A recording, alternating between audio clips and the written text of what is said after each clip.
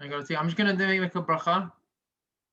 ברוך אתה אדוני אלוהינו מלך העולם שהכל נהיה בדברו. Amen. Okay, that's my team Nana. How are you, Gilad? Okay, good evening. Welcome everybody to tonight's shiur. Tonight we're studying Parashat Mishpatim. Let's do share screen. I would like to welcome everyone to tonight's shiur, and can we disable the host, enable the screen sharing?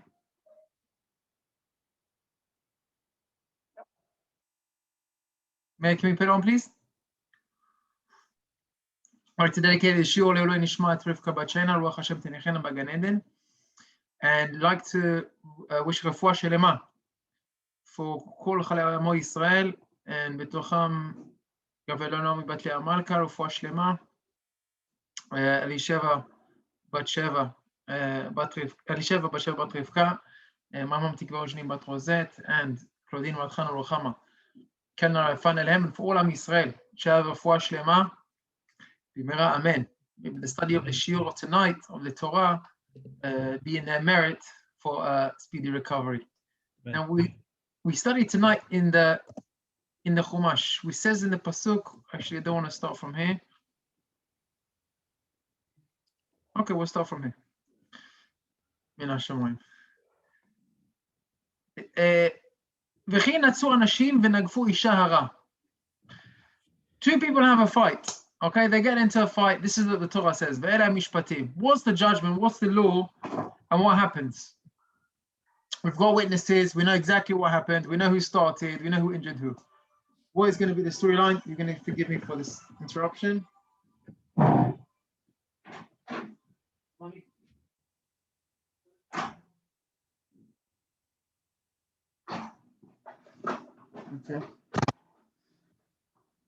Excuse me, please. Okay, let's restart again. It says in the parasha when two people have a fight, v'nagfu isha hara, and they actually they punch or they injure a pregnant woman, v'yatzu yiladea v'lo yeh ason, and she miscarriages. Anosh she'anesh, they're going to be punished. Kasher yashit alav ba'al isha v'natan bepelilim. He has to pay for the loss of the child. And here we're talking about an isha. V'im ason yeh v'natat nefesh tachat nefesh. So can I ask a quick question? Yes. Who had a fight and who did they cause to have a miscarriage? It's two. Okay, so there's two people involved, and gets in the way of their fight a pregnant woman.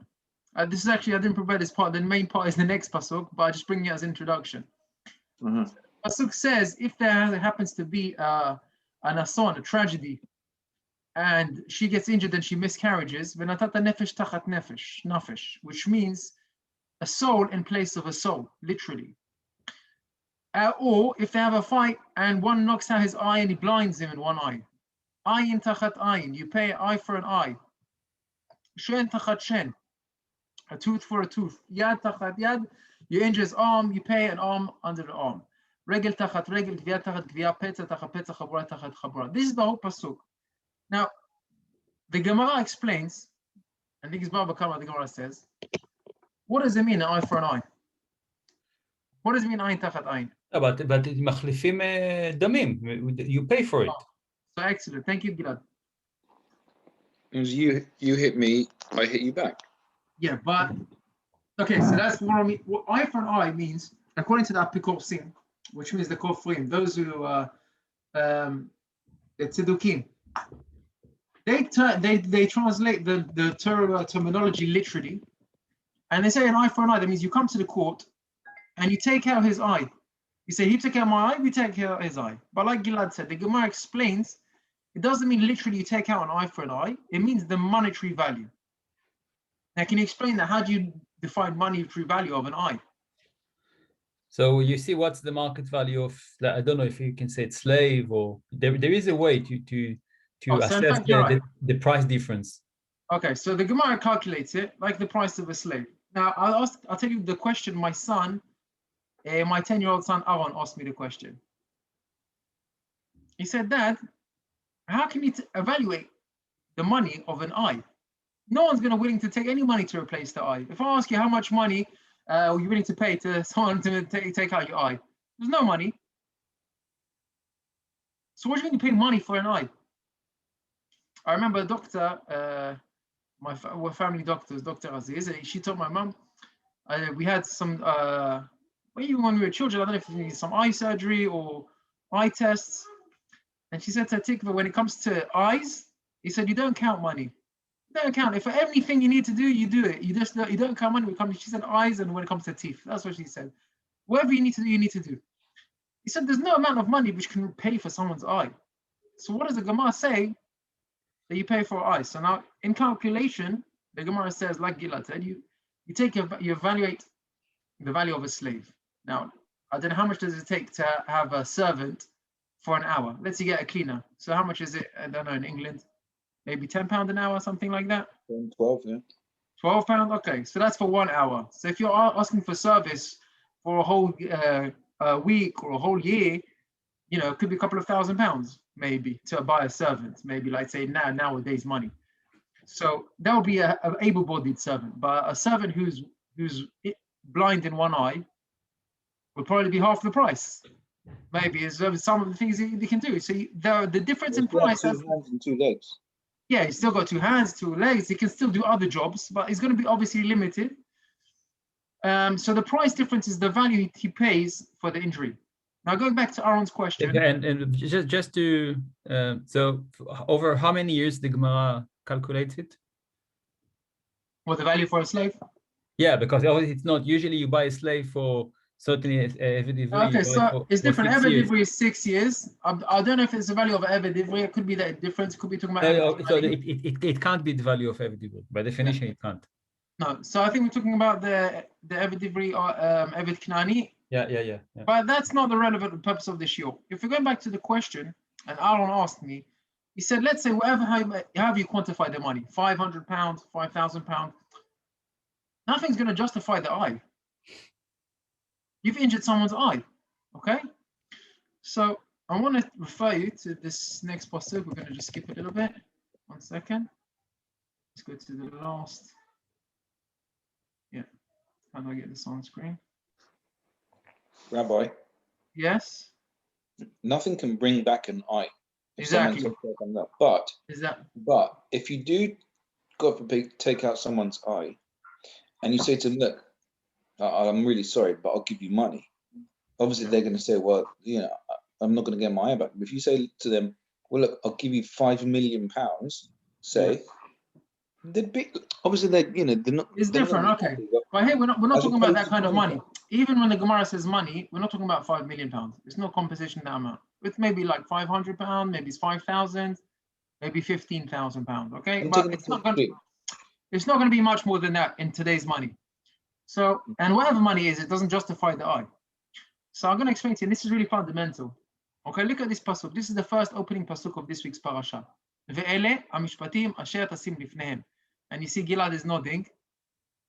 He's going to know, you know what I'm going to say? Maybe. You want to try? No, please. אלה המשפטים, כל מקום שנאמר אלה, פסל את הראשונים, ואלה, מוסיף על הראשונים.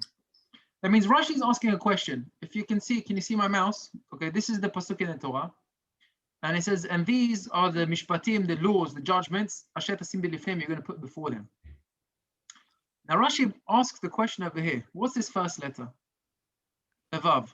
Yes, what do you mean and? Yeah. Exactly. So Rashi asks, what do you mean and? This is the beginning of the parasha. We're now talking about laws. The previous parasha was Har Sinai, nothing to do with the laws of the mishpatim, of the judicial system, the justice system, the court system. So what's the connection? Says Rashi, Ma elu arishonim misinai, af elu misinai. Okay, so now I'm going to stop sharing the screen. And I'm going to bring attention to something else.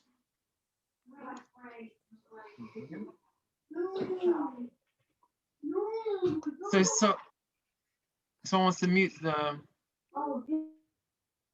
Thank you. Okay, 1 second, I lost it. So let me get this right. In the name of the Ela Mishpatim. So what does it mean? Af'elu misinai, helu misinai. So this is to teach us that everything is midei shemayim. What was Har Sinai? Har Sinai was the revelation of HaKadosh Baruch Hu coming down and giving Am Yisrael the Torah. I am the Lord your God. Anochi Hashem Elokecha. I am God. I'm in charge of everything. I created the world. I gave you the Torah. Ve'ela, and these are Mishpatim. That means just like the Torah was given from Sinai and is Min HaShamayim, so to everything is Min HaShamayim. That means even when a person has an injury or goes to court for any monetary issue, you have to appreciate that even though there is a defendant and there's a opposition, there's a prosecutor and there's a defendant, there's two sides, but with Hashem, there's only one side. That means a Jewish person believes Akol Min HaShamayim. That means you can get injured, you can get sued, you can get lawed, you can get sued, and you can have a lawsuit against you.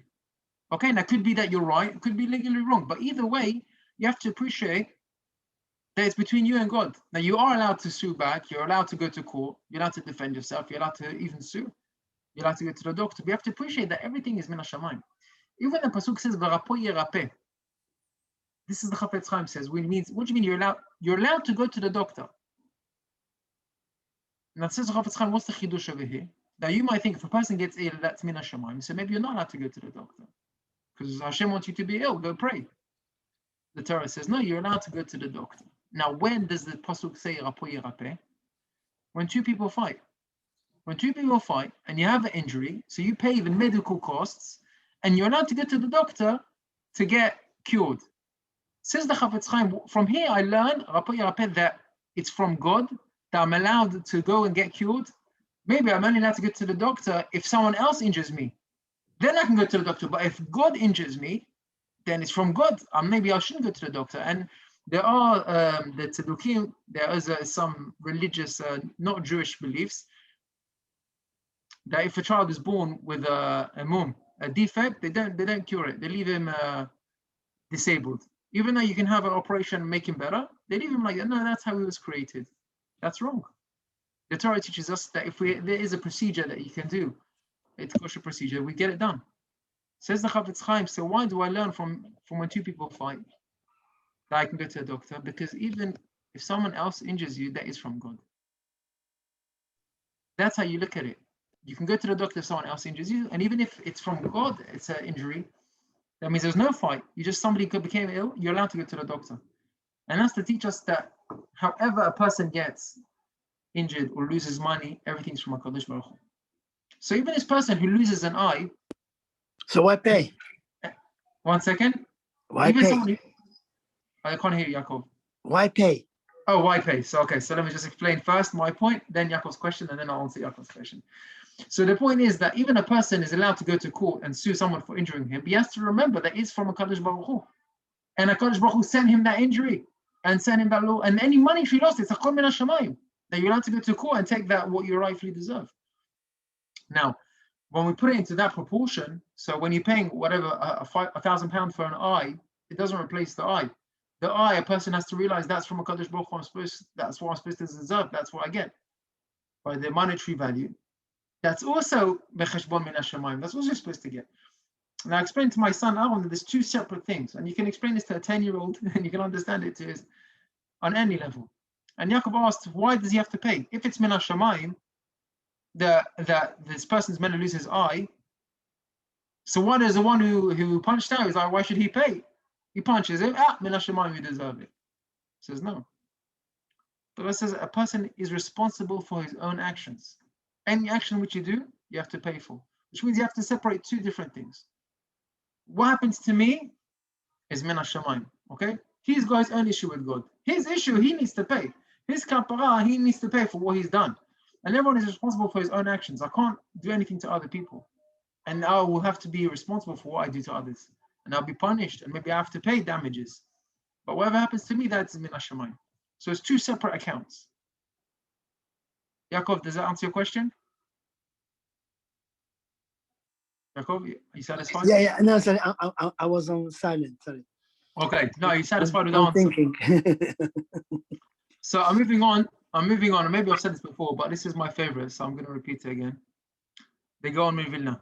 Anyone remember the Gaon Vilna? You mentioned him many times.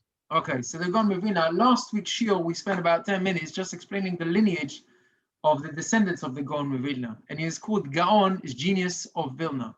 And for this Dvar Torah is one of the many reasons why he's called the genius. Can you see the screen? Can you see the screen? No. Let's go share the screen. Share the screen. Okay. Share. Okay. And here Yeah, we can see it. So Gaon Vilna says an eye for an eye. And I think Gilad smiling because he remembers this. Ayin tachat ayin means an eye for an eye. But what does tachat mean? What's the literal translation of tachat? What? Below. Below or under. Okay, so let's look at the alphabet. Okay? Ayin tachat ayin. What's the letter which is below ayin? Ayin tachat ayin. Pay. Thank you. Okay, ayin is ayin yud nun, right? That's ayin yud nun. So let's do it. Ayin is pay. Yud. What's underneath the yud? Or nothing. You let's over here. Chaf. Chaf. And underneath the nun. Samech. Samech. So what do we get? Pachas. Pachas. Pay, chaf, and samach. If you rearrange the letters, what's it going to be? Pesach. Close. So, What letters do we have? Pei, Yud. Pay, chaf, and samach. Kas. Chaf, samach, pay. Kas. Yeah. Kas. No, samach, pay. Ah. Look at this. Kesef. Sorry. Kesef Tachaim. You got Yeah. ayin. You got yud, and sorry. you got nun. You got pechas, and that rearrange it, it's kesef. Yeah. So the Gaon Vilna, ayin tachat ayin means kesef tachat ayin. If you go the letters under ayin is kesef, which is money, and that is absolute genius. So just to say that ayin tachat ayin is the monetary value, that is the genius of the Gaon Vilna. So when the Torah says ayin tachat ayin, it doesn't mean you literally take out an eye for an eye. It means you give the monetary value of the ayin, which is tachat ayin, which is kesef. Now, but you're not really giving much value of the eye, are you? I mean, no, so that's what we said in Mishpatim. A surgeon and a aved is two different things altogether. Yeah, it's the way you calculate it, right? I know. That's how we calculate it, and we explain that a person really has to appreciate that you're not really replacing somebody's eye. I know that. What you're just doing, you're accepting that the eye is min hashamayim. That was my punishment, and it's the same any injury. Somebody bumps into your car. I'll tell you, my friend, my neighbor, his name is Rabbi Yaakov Babakov. Someone smashed into his car. Okay. Now, when I mean smashed, I don't mean like he scratched it a little bit. He fell asleep driving. It was like at 2 o'clock in the morning. 2 o'clock in the morning, and he just rammed in the whole back of his car. And like, yeah, obviously had to completely change the whole back of the car. And he was just like so embarrassed what he did. He didn't even come to apologize. He sent his like father to come to my neighbor to apologize to him. And he was like, okay, it's fine. Let's take the insurance details and everything's okay. Do you know what I mean? He woke up, he saw it. There's nothing to do about it. That's min hashmayim. That's what he deserved. And okay, well, it's a hassle. It's inconvenient. I don't know. Maybe he's gonna have a few days until he gets his car sorted out. What's gonna be happening? But it's min hashamayim, and somebody who believes that, he can accept. Okay, there's monetary value. You pay for that, so that's paid for. But the hassle, the inconvenience. After the shot, I tell you a story happened to me. The punishment of the inconvenience that is min hashamayim. And end of the show, I tell you a story happened to me a month ago. You will not going to believe your ears. But I'll tell you after the show. I'll tell you. Okay, thank you, Yaakov. So he's going to share with us the story at the end. Yeah. Now, that is the show so far, first part. Now, the second part, and I think if Yaakov Ben Weish was here, he would ask this question.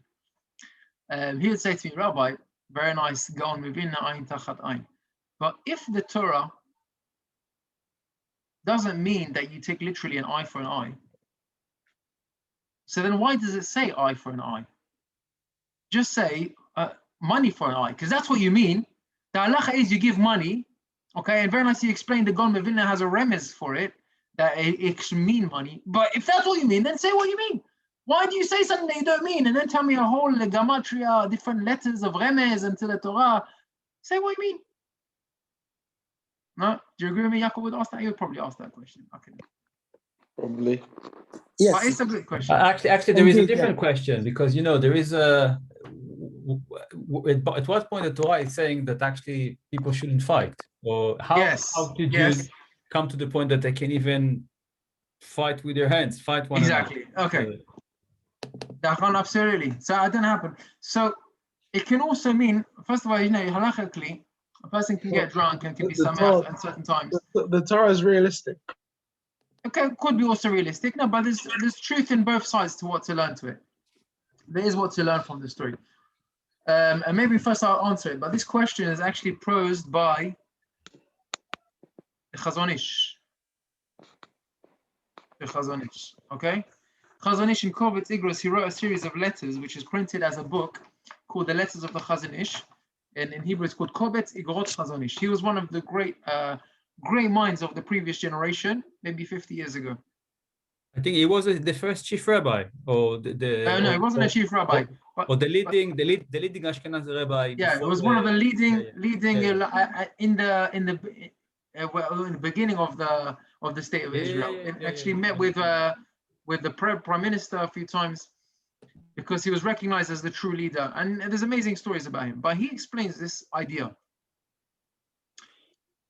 Well, why does the Torah say eye for an eye if it doesn't mean literally an eye for an eye? Just say money for an eye. And he explains that there's an idea in the Torah when the Torah wants to convey something to us, a message. And there is a message in the fact that you're literally saying an eye for an eye. And when Aaron said to me, he said, listen, no money can pay for an eye. And he's right. There's no money that can pay for an eye. And when the Torah says literally eye for an eye, that means literally that is how the Torah perceives it.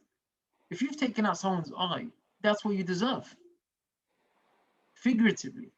If you take out someone's tooth, you should take out your tooth. You've injured his arm, you should have that injury. You have no right to take that away from somebody else. So the Torah in his own right has given us a message, listen, that's not how we do things. We don't take out other people's eyes. Two wrongs don't make a right. But inherently, that's how the feeling of it is behind it. That's how you should feel it. You should feel that the pain of the person is like that. And he gives another example. The Torah says that there's certain laws which are punishment by death. There's a death penalty. Okay, many of the laws of adultery. Another example is Shabbat is punishable by death. Obviously, say again.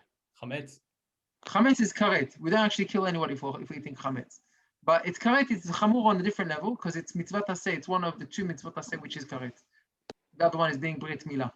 But Shabbat is punishable by death, and arayot, and obviously father and mother, if you beat or curse. Yeah. Because father and mother, nachon mot yumat. So there's many times it says mot yumat. Okay. In the Gemara, there's a whole Masechet Sanhedrin which talks about the laws of how to kill. How to kill, who to kill, when to kill, what the laws of the witnesses that see the person killing, the different forms of death penalties. And then the Gemara says, and this is a Gemara which is in Makot, says that if there's a Sanhedrin, only a normal bet din, you can't punish it by death.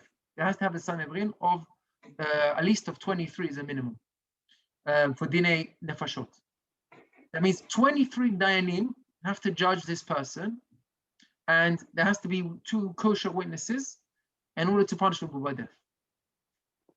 Even when there is a Sanhedrin, Bezrat Hashem, when Mashiach will come, we'll have a Sanhedrin again of Sanhedrin Agadol is 71. Even then, says the Gemara, if the Bet Din or the Sanhedrin kills too many often, it's called Katlanit. Bet Din Katlani, which is how to translate it as a little. A lethal bed din, Yeah. a murderous based in. Murderous. Yeah, what do you mean? It's lethal. How many times is called too often, according to the Gemara? How much would you imagine that? Oh, you're going out of hand. You're killing too many times. How often do you think that is? Once in how long? Well, once a week, once a month, once a year. What do you think? No, they need not often, because it needs to be, like you said. How much do you think it's too often? Once a week. Well, of course, that's way too often, right? No, it's not about the frequency. It's about which portion of the cases of death cases, they judge as a murder. It's not the same thing. No, it's not the same thing. You're right. But the Gemara defines a bed din which is called bed din katlanit, Sanhedrin katlanit, which kills too many or too often. Okay, now Joe said the killing someone is too often. That's way too much. But how about once a month? I still think too often. I don't know if they have 1,000. Once a year. Once a year. It depends on how many cases they have. How can you say? Okay, so I'll tell you the chidush of the Gemara. The Gemara says, even once a year is too often. Even once in 5 years is too often. Even once in 10 years is too often. Even once in 20 years is too often. Even if you have one in 50 years, that's too often. The Gemara says a bedin katlanit, which is called a murderous bedin, is 1 in 70 years. That means if you live your whole life, 70 years, and you don't see one death by bedin, that's okay, normal. If you see 1 in 70 years, that's already called a deadly, a murderous, a lethal bedin. If you see 2 in 70 years, not 1. Yeah, no, I said 1. The Gemara says 1. Because it's still 70. Now, the Chazanish makes a calculation. He says, wait a second, explain to me something. We have in the Torah so many cases where there's a death penalty. Okay, we have a whole Masechet of Gemara which you study in Daf Yomi. It takes about 4 months to study this Gemara. And you learn about all the different methods of death, how you death, how you punishment. And no one ever dies. Once in 70 years, maybe you kill somebody. So what's this whole Torah about? Why is there so many halachot that we study about it? Go on. There are a lot of components needed to rightfully accuse someone of. Exactly. You have to have 2 witnesses. They have to warn him beforehand. They have to tell him, listen, if you do this punishment, you're going to be punishable by death. We're going to take you to court. They have to cross-examine the Eidim. The Eidim have to be ksherim. There's a lot of times, but they don't even can. The question is, if you're not going to end up killing anyone anyway, so what is the point of the whole Torah telling you all of these laws about? To make people more fearful. Thank you, Joe. That is the line. Do you want to repeat it for us? To make people more fearful. It's to teach you the importance and the magnitude of this Avera. This is something that is deserving the death penalty. Even if not necessarily going to be killed, but you should appreciate and feel it. I'll give you another example. When somebody tells he wants to scare the children, you don't go off, this is what's going to happen, get into trouble, and then you go make a whole big thing out of it. And no one punishes the children. You just don't want them to do something dangerous. So none of them ever get punished. But if they realize the chumrah, the stringency, how bad it is, the stress how bad it is, then that's the feeling that comes across. Says the Chazanish, this is why he says eye for an eye. Because you got to appreciate and have that feeling that it's like an eye for an eye. I'm not going to say it's eye for money, because otherwise, how are you going to value an eye? That's it, it's 50 quid. Yeah, it's okay. You're not going to value it. But if you say ayin tachat ayin, you're going to have the feeling that that's what it is when you injure another Jew. And he said, like Gila said in the beginning, how can you even lift up your hand to injure somebody else, a Jew? The Torah tells us that even if you pick up your hand, it says, Rasha lamah teker echa. You're considered a Rasha just to raise your fist. We don't raise fists. If somebody punches you, you walk away. You say, HaKadosh Baruch Hu, appreciate that punch was from you.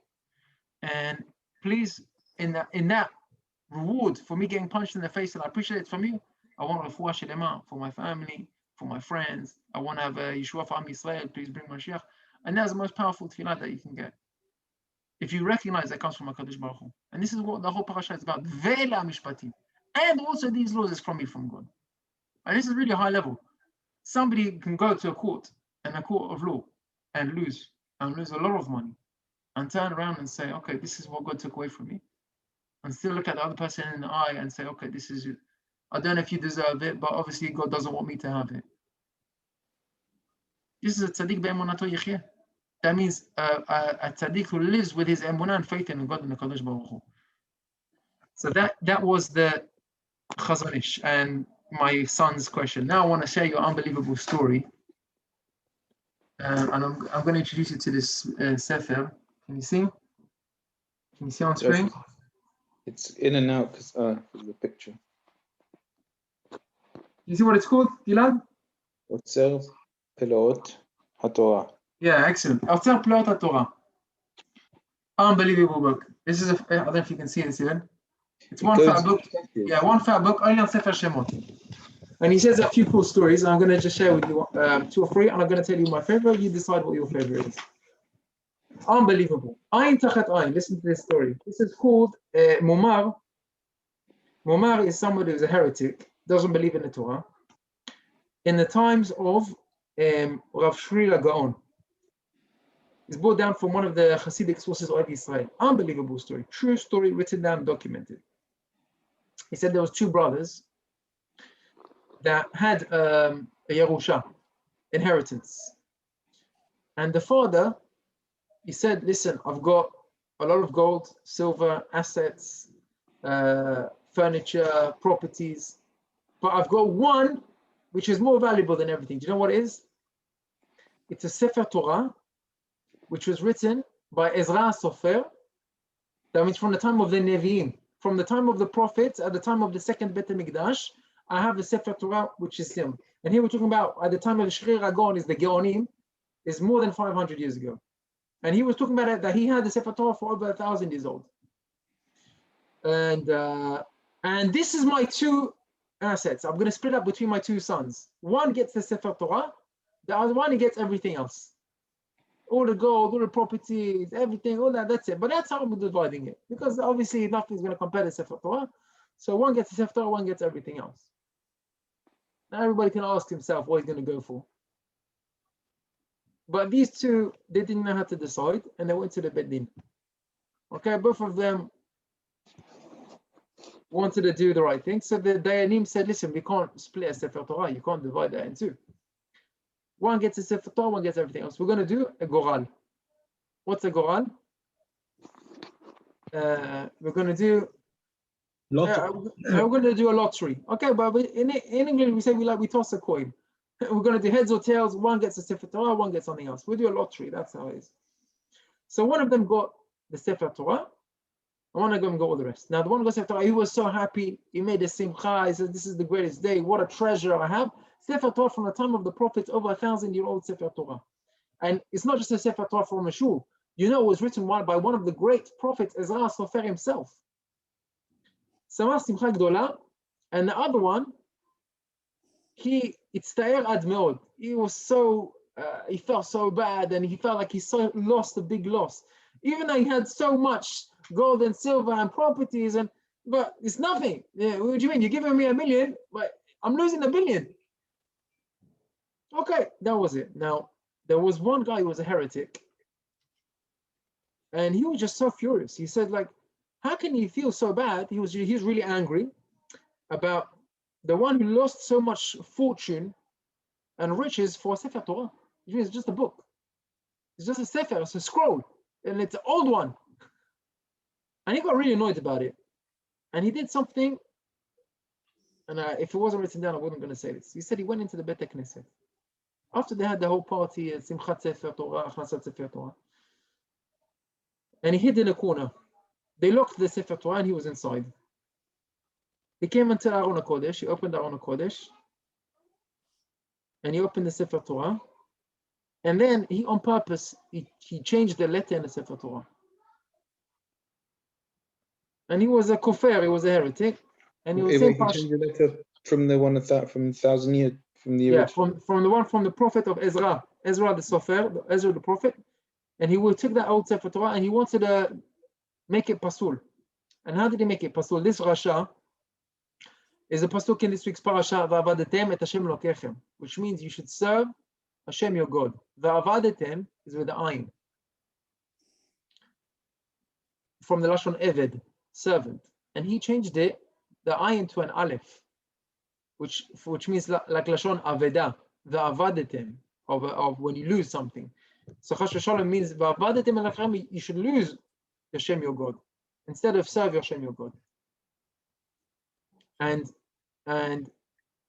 but after a few days, it was known that there was a fault. They found that obviously they were to the Sefer Torah on Shabbat to read from Ve'ela Mishpatim, and they saw a mistake in the Sefer Torah. And he was crying. He was like, I can't believe the Sefer Torah is pasul now. And he said, even if I will correct it, but if I correct it, then it's going to be a Sefer Torah which is corrected by somebody now in our generation. This is 500 years ago, but it won't be a Sefer Torah anymore from Ezra Sofer. It won't be the original. It will be like just a new Sefer Torah for now. And he was really crying and upset. Said the other one, the guy who made the Rasha, he went blind. Ayin tachat ayin. He took out the eye from the Sefer Ayin from the Sefer Torah. He lost his eye. And he didn't know what to do. The guy who was Sefer Torah, he was just crying. He said, what am I going to do? Who's going to correct the Sefer Torah? Until his father came to him in his dream. And he said, I can see that you're very distraught about this, but listen, don't worry. This has nothing to do with you. You don't deserve this pain. And this is again going back to Ela Mishpatim. The person deserves the exact pain that he gets is from an Hashemayim. He said, yes, you don't deserve. The other Rasha, you're going to see he got his punishment. But for you, nobody's going to touch the Sefer Torah, only Ezra Asofer himself, the prophet who's been dead for over 1,000 years. He's going to come down and he's going to correct the Sefer Torah. No one else is going to touch it. And you're going to see that. And as proof what I'm saying is true, go to the Bet Knesset and you'll see that the Rasha who took out the ayin of the Sefer Torah, look under the table in the Bet Knesset, you're going to see a human eyeball under the table, and that's going to be the eye that fell out from the guy who took out his eye. That's ayin tachat ayin, literally. And in fact, what he did, he woke up from his dream, he went to Bet Knesset, and under the table he found the eyeball. Really? And then he opened the Sefer Torah and he saw the ayin was corrected and it became changed, no one touched it. And then he saw the truth of what happens. And this is an unbelievable story that it's mind-boggling, but it's documented and it's written down from there, of Yisrael. From one of the great Hasidic rabbis, he brings it down, documented the story from the time of Rav Shrira Gaon. One of the Gaonim brings down this story. And I'm sharing with you, first of all, it's a cool story, but also you see that if someone doesn't deserve something, he's not going to get it. He doesn't deserve that pain, Hashem's going to correct it. And if he deserves it, he'll get it. And you see that ayin tacha ayin, when he literally deserved that ayin, Hashem took out an eye for an eye. And that's what it is. That literally sometimes you see that it's ayin tacha ayin. But this is all again that we should believe what is the emunah. Now he asks you a question: can you use a Sefer Torah? Is it kasher if it's been written by a prophet who's already dead? Can you read from that Sefer Torah? Is it kasher now or not? What would you say?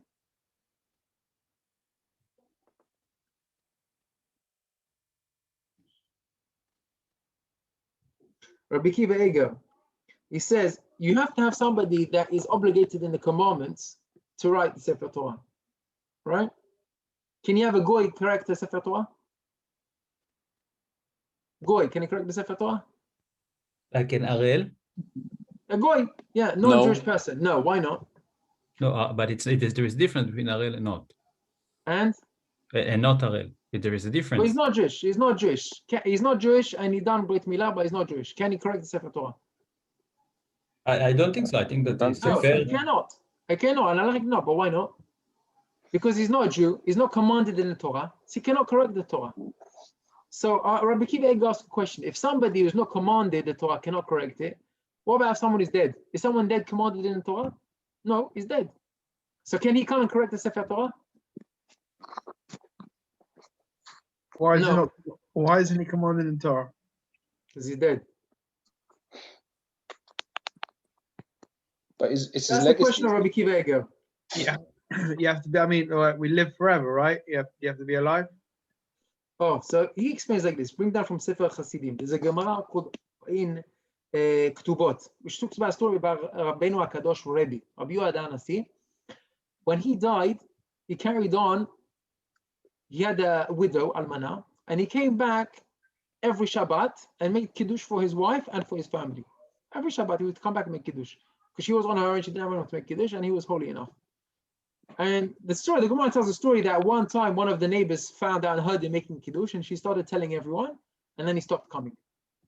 But Rabbi Kiva proves from here that even a tzaddik who comes back to life and makes Kiddush and does the mitzvot, he can be motzi Kiddush other people.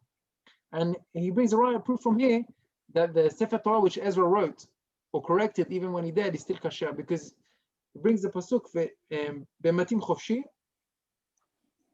One second. It says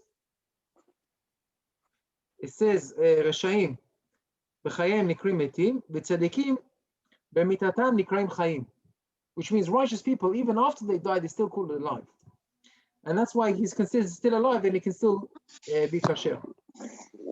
So the end of the story is that the Rambam, he said one time he writes down that he traveled very far away to find this original Sefer Torah of the prophet Ezra, and he copied it letter for letter, and he copied all the different letters, the big letters, the small letters, there's a nun hafucha upside down, all the different letters, he copied it, and he was so happy that day that he found the Sefer Torah from 1,000 years ago of Ezra Sofer, that he made it a Yom Tov, and for every year on that day he would be happy on that day and made the simcha on that day for the day they found the Sefer Torah.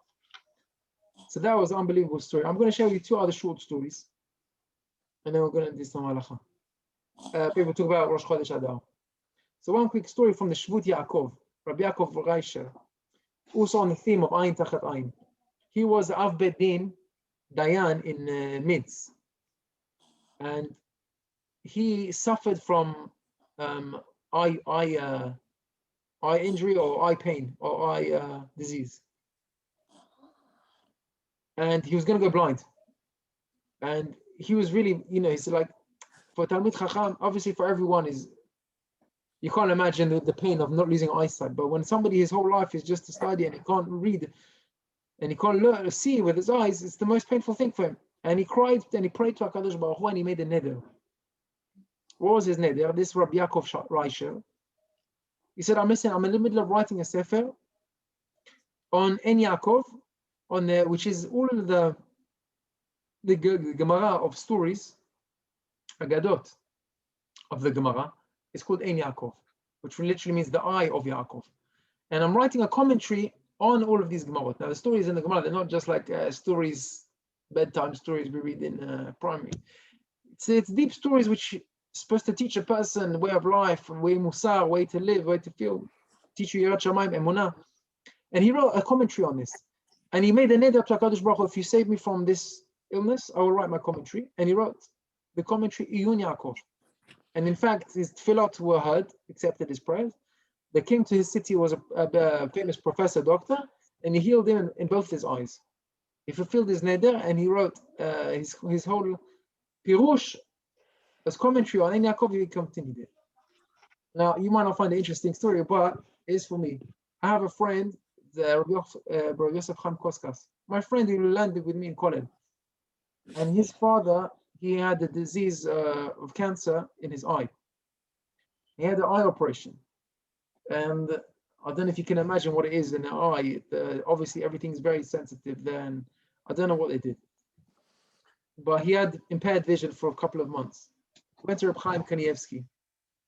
Reb Chaim Kanievsky told him, Reb Chaim Kanievsky is one of the greatest leaders, obviously, in our times, also related to the Chazon Ish. And he said him, study this commentary, Iyun Yaakov, and it will be refuah shlema for your eye. And he said him and his family all took it upon themselves to study this commentary. And I'm telling you now from first hand, he said to me that you see a miraculous refuah shlema that happened to my father by studying this Iyun Yaakov. And you see the Torah has the power to heal. And this is what he studied, and the power of tefillah. Somebody prays genuinely and sincerity. And when we have this shiur and we're praying for all the sick people of Am Yisrael that we said in the beginning of Shir should be for them for Shlema. It really has the power. And we're going to end off with one final story. This is unbelievable.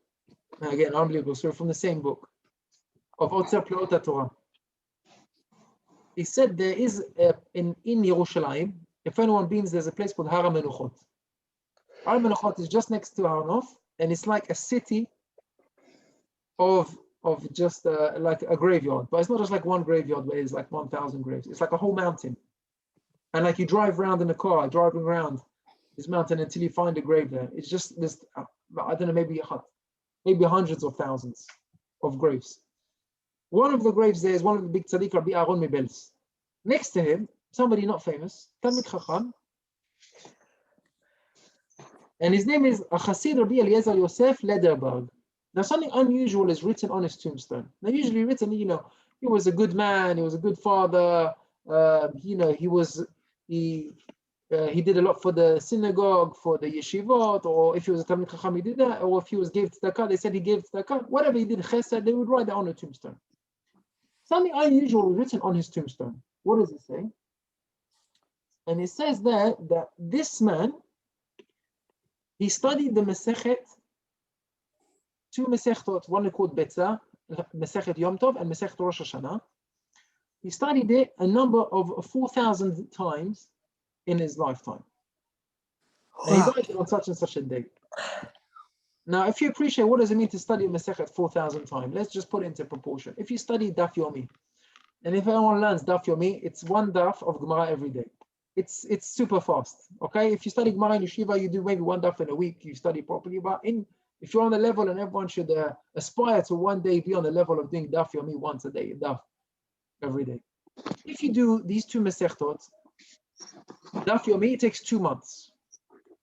So to do these Masechtot and Daf Yomi speed, finishing every 2 months, you finish in 1 year how many times? 6 times, right? 12 months a year. It takes you 2 months to do it once. So you finish it 6 times. So I made a calculation. To finish it 4,000 times, you must have lived for over 666 years, okay? Which is obviously a normal amount of time. So this man obviously lived a normal lifetime, but he obviously he did it so many times, repeated it, and did chazara, it became part of him. He must have finished it every 2 days. But why these two specifically? Okay, so we're coming to that. Now listen to the story. He was a Talmid Chacham. I used to study Torah. He was in Poland, and he had pain in his eyes. Okay, 2 eyes. And he was Talmid Chacham, used to give shiur Torah, and he went to the doctor. He said, "What am I going to do?" He said, "You got to help me over here." He said, "Look, let's do an eye test. We'll do a blood test. We'll do a CAT scan. We'll do whatever we can do. Let's see what the." Okay, he does it. He says, "Listen, your eyes is very bad. You don't do an operation, they're going to get worse. If you do an operation, you got a chance, 50-50. If we succeed, we get your eyesight back. If we don't succeed, and there's a 50% chance, which is a big 50, you lose it immediately. Now, what are you going to do?" He said, "Listen, I need to think about that. So can I decide?" He said, "Listen, you got time, but you're limited in your time. Because the longer you wait, is the less chance of success. You're going to obviously get worse, and then it's harder really to repair it." He said, "Listen, I'm very afraid." And I was Pachad and Rash Gadol, this Rabbi Eliezer Yosef. And he said, "Listen, just give me 2 months, okay?" Or he doesn't say, give me a little bit of time. It doesn't say 2 months. And he made himself a cheshbon nefesh. And he said, chas v'shalom. If he should lose his eyesight, he wouldn't be able to study Gemara anymore. He said, "What am I going to do my whole life if I can't study Gemara and I can't see Gemara? I have to get somebody to read for me, like a misken. I'm going to learn 2 Masechtot Baal Peh by heart." He said, "Give me the time, I'm going to study him." He studied day and night, until he got it into his head. These 2 Masechtot were Baal Peh. Why 2? Because he wants 2 eyes, 1 for each eye. He said, "Give me 2 eyes, 2 Masechtot, please. In his merit, I should be able to learn my whole life." And he did the operation, and the operation was successful. He said Hashem appreciated his tefillot, and he saw the effort that he made, and he said in the merit of these 2 Masechtot that he studied by Peh, both his eyes got back. Now he said to himself, "Wait a second. If I would have been blind, I wouldn't stay my whole life doing nothing like a misken. I would have sat down and done chazara 1,000,000 times as much as I can. And now that God gave me my eyesight, I'm not going to study Torah because I got my eyesight. I said, no, even I have my eyesight, I'm going to still study the Masechta. So at every opportunity, whenever he was traveling or as he was relaxing, lying down, he already knew it off by heart. So he carried on doing it. He said he managed to do it to a number of 4,000 times each Masechet. So that's maybe 8,000 times, maybe even more than that. And he said, thank God that he gave me my eyesight back. I'm going to use it. I'm going to study these Gemarot Balpeh. And he said, I want you to write it in his what's it called? The Testament? Tzava'ah. Tzava'ah. No, not Tzava'ah. In Will. his, thank you, will. In his will, he wrote down, please write on my tombstone. And he said the reason why, and they added it on his tombstone underneath. He said he told us when he commanded us in his will that maybe somebody would read it and maybe somebody will do the same thing and also study Masechet Balpeh. And then he said the following story and his eulogy. One of the great Chachamim said there was a story about Kaveh Yashar. Kaveh Yashar was written by Rabbi Netanel. Rabbi Netanel was one of the early Rishonim at the time of Rashi. He was a grandson of Rashi. He wrote Sefer Kaveh Yashar. He writes, Maaseh bechasid echad. One of the Chassid lived in a town, small town, and he didn't have any Sefer. He only had one Gemara. Which Gemara? Masechet Chagiga. This is a famous. And he said all his life he would only study the same Masechet, same Masechet. And he lived a long life. And that was his Masechet Chagiga. He said when he died, this Chassid, he said that, I don't even know how to explain these words. I'm going to just tell you what's written. Before he died, נתלבשה אותה המסכת בדמות אישה. Now I'm just going to translate because I don't know how to explain what it means. It means the Masechet came in the form of a woman, dressed in the form of a woman, the Masechet, and walked before him. The Masechet Chagiga, and she took him to Gan Eden, which means the Masechet that he spent his life studying, the Torah, it took him to Gan Eden. And he says now that this man, whether he had, if we would have had the eyes, the ability to see, we would see these two Masechet, Beitzah and Rosh Hashanah coming to accompany this Talmid Chacham to Gan Eden. That he spent his life studying these two Gemara. And he brings down also from Olam Haba Masechta. He calls it up. He said every person, every Jew should have one Masechet that he studies it in Shas and he knows it, and he's familiar with it, he studies it repeatedly. And that's called his Masechet. And that is a big gula for him to take him to Olam Haba. And that's just a few stories of Ayin again that gets his eye back, Ayin Tachat Ayin messages from tonight. So let's just do like a quick recap. I'm going to say something about Rosh Chodesh. So we learned about Ayin Tachat Ayin, that the Apikoros, they take it literally that it means an eye for an eye. But we know that it doesn't mean literally, it just means monetary. And we said from the Gaon Mevilna, he said the Remez, that it's Ayin Tachat Ayin, that Kesef is Tachat Ayin. The letter under Ayin is that Ayin Yud is Kesef, or Tiot Kesef. And Aaron asked the question, but you can't put monetary value on the eye. So he explained that everything is min hashamayim, ve'ele Mishpatim from Har Sinai, that everything is from HaKadosh Baruch Hu, that we have to appreciate that it comes from HaKadosh Baruch Hu, everything, even our injuries and our faults. And we don't get anything that we don't deserve. And the story of Ezra Sofer, we said he got that big Sefer Torah, and he didn't deserve that punishment of being having it pasul, his greatest reward, where he gave up all the riches for the Sefer Torah. And then Mumar, that he rubbed out the letter Ayin and his eyeball fell out. And Ezra Sofer came back and he did a tikkun. And the story of Iyun Yaakov, that he studied and he made the promise to Hashem that he's going to write the whole commentary and his eyes were cured. And the story of Rabbi Eliezer Yosef, which is right next to Admor Mibel's, that he studied these two Masechtot 4,000 times in Akarat Tov HaKadosh Baruch Hu to give him his eyesight back. Okay, Mishenichnas Adar. Mishenichnas Adar, Marbim. Besimcha. Besimcha. Mishem. What? I can't hear you, Gilad. You're on mute. No, I just said Marbin. It's with Nun, not with yes, Mem. Marbin with Nun. Very good. That's accurate. The Gemara in Ta'anit and the Chavtet says with Nun, Marbin Besimcha. Why is it Marbin Besimcha? What is Marbin Besimcha? Is it singing? Is it eating more, drinking more wine? Is it more music? What's Marbin? What do we do more?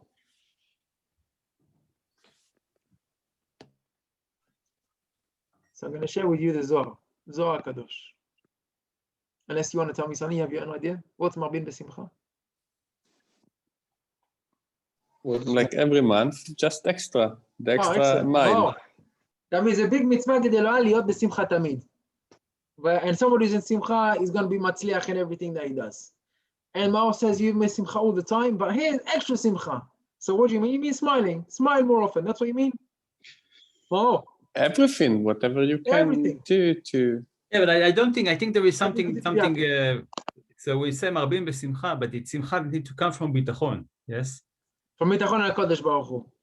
So otherwise it's, yeah. Otherwise, what's the genuine simcha? No, but it's also true. Everything. Also that and also everything. The Gemara says, Rashi says, what's the simcha in Adar? Adar is the mazal. That means Am Yisrael saw Nisim. Nisim in Adar and Nisim in Nisan. It's the time of Nisim. We have the miracle of Purim, we have the miracle coming up of Pesach. It's a time of miracles. And he says even a person has a court case with the non-Jew, when is the time to have it? In Adar? Yeah. And the halakha doesn't even bring it down because we don't even want the goyim to know this. But we should know that it's mazal of Israel. Says the Zohar Kadosh, you know what's marbin besimcha? Besimcha is otiyot. Besimcha otiyot machshava. Machshava is your thoughts. He said, what a person thinks, that is where your root is in happiness. And if other things, okay, listen, just let me finish refurbishing the house. I'm going to replace the car. I'm going to take a nice holiday, change a job.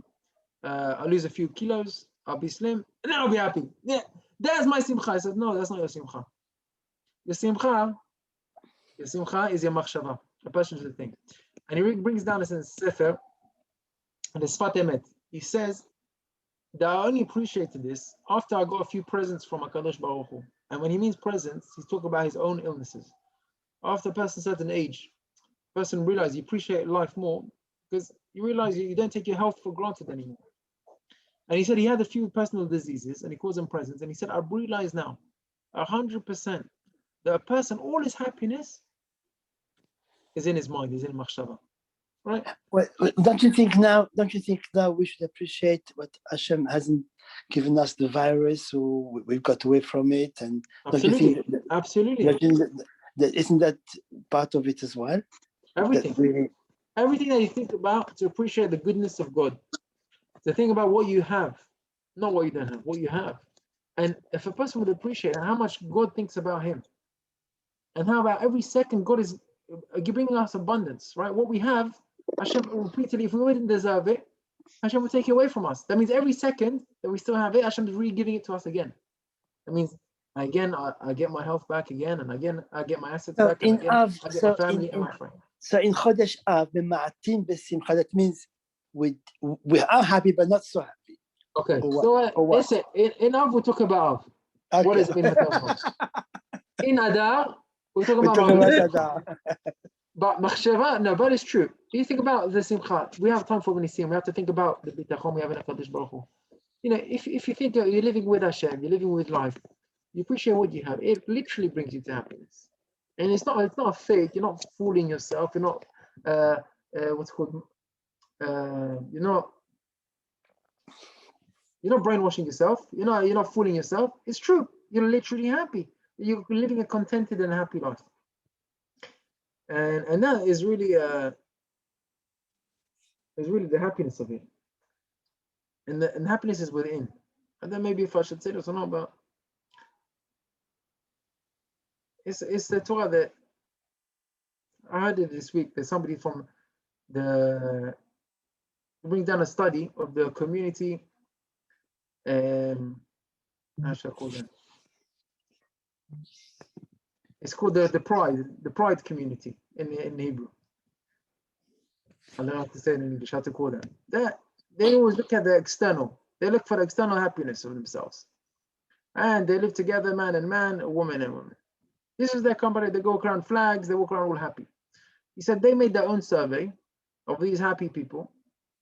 They call themselves gay. And he says 83% of them have suicidal thoughts. That means they're really trying to solve the suicidal thoughts. So where's the happiness? You're looking for so much external happiness, but there's nothing inside, it's empty.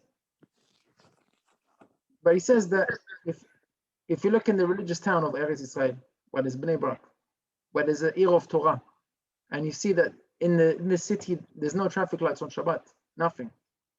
There's no cost. If you go in the street, hundreds of people walking in the street, buggies and children and old people, and no cost. He said, in there is the highest happiness in living. So there's no people. The lowest level of depression is in the But where's your happiness? And they all lived in small, cramped, crowded, small places. Why? Because the simcha is in machshava. If you're thinking I'm living a purposeful life, I'm living a happy life. My life has a meaning.